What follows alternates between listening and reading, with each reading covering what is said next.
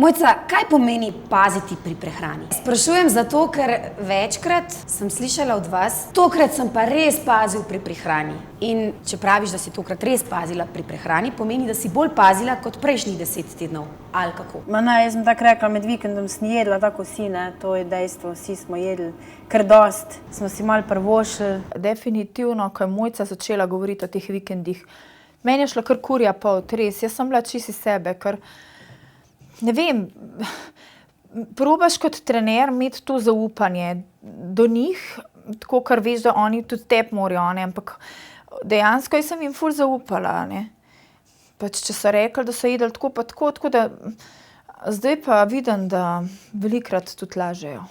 Točno 1750, mogoče tudi kakšen kalorica več. Torej, v četrtek ob 3 nehate jesti, potem nehate piti, potem se stehtamo, pa bam, vikend. Danes so v bistvu kar malo nas presenetili s temi izjavami. Hendrik? Vsak ve za sebe, Jaz si poskušam nekako enakomerno porazdeliti.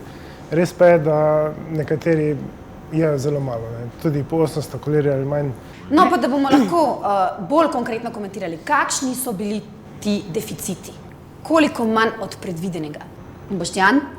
Čez vikend smo na okrog 1500, vsi po mojem, potem ponedeljek smo že na okrog 1200, v torek čakamo na skušnjavo, je odvisno od nje, ali bomo kaj jedli, ali ne bomo kaj jedli tam, oziroma kaj bomo kasneje. Sreda smo že tam okrog 1000, v četrtek jaz pa postim, tako da v četrtek skoraj ne jem, oziroma samo zjutraj kakšen jogurt in mislim, da skoraj vsi večinoma so začeli tudi tako.